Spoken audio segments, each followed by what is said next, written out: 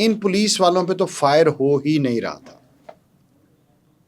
आप विजुलाइज करें ना वो स्टोरी कि वो लूट रहे हैं, ठीक है, यहाँ अगर अचानक आए हैं तो इनको तो पता ही नहीं है कि वहाँ क्या हो रहा है।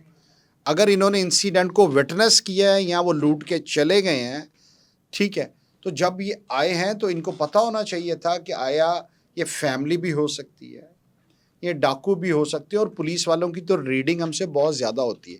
और इनको ये तब करना चाहिए, उस गाड़ी का आपने हाल देखा, मल्टीपल राउंड ऑफ फायर्स, ये तो तब होता मैडम सामने से आपको क्लाशनकोव से कर रहे होते, और मैं दावे से कहता हूँ अगर वो करते तो इन्होंने भाग जाना था। ठीक है, ये 2 मोटरसाइकिलों पे अलेजली तो यही है ना कि 2 मोटरसाइकिलों, ठीक है, जब इनके ऊपर अटैक नहीं हो रहा तो इतनी एक्सेसिव फोर्स यूज करने की क्या जरूरत थी?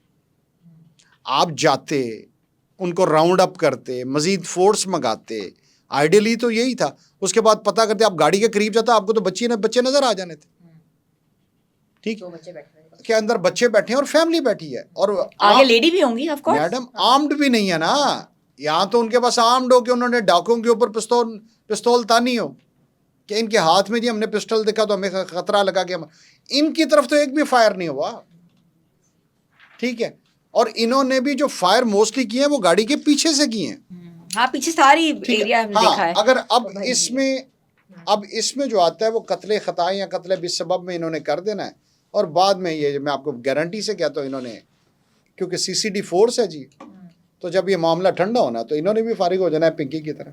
आज लिख लें आप ये किसी भी चीज़ में, क्योंकि इस तरह का वाकयात मालडाउन आ जाए। पिंकी कब बाहर आ जाएगी? जल्दी आ जाएगी बाहर? जल्दी आ जाएगी मैडम, उसके हाथ बहुत मजबूत, जो आपको ऑडियो पे कह रही है वो ठीक कह रही है।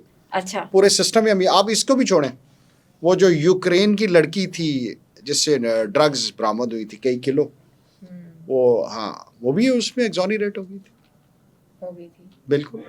तो अब ये भी लिख ले, सीसीटीवी वाले भी ये इनको इन्होंने बरी कर देना, ठीक। अच्छा, ये भी बताइएगा कि ऑफ कोर्स हमने काफ़ी बातें की हैं कि सज़ा जो है वो अकॉर्डिंग टू अदालत मिलती है, तो ये क्या करने की ज़रूरत पेश आई कि आपने एक डिपार्टमेंट को इतना इक्विप्ड कर दिया कि वो सज़ा और जज़ा का फ़ैसला खुद करे? क्यों? मैडम ये तो मुगल बादशाह से आप पूछ सकती हैं, सवाल आपने किसी गलत बंदे से पूछ लिया। मैं तो बार में बादशाह से पूछ नहीं, बार में हम तो बड़े छोटे लोग हैं मैडम, ये तो किसी मेरा ख्याल है सेन बंदे का काम नहीं है इस तरह के मामलात को करना और हज़ारों की तादाद में लोगों को मार देना, ठीक है।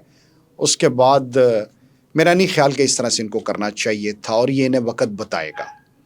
अभी भी अगर आपने इतने साल सियासत के बाद ये नहीं सीखा कि कौन सी गलतियां हमने रेपिटेशन नहीं करनी, ठीक है, उसके बाद आप इस तरह से आम शहरियों को भी मारने जा रहे हैं।